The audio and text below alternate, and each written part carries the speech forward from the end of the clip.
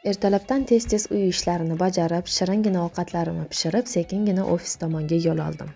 Mahsulotlarimni xohlasam ofisga borib olib kelaman, xohlasam uyga dostavka qilib berishadi. Ofisimiz Humoyun ko'chada Sabrina to'yxonasining oldida joylashgan. Uyga kelganimdan keyin tovarlarni sekin-sekin egalariga paketlarga chiroyli qilib solib tarqatishni boshladim.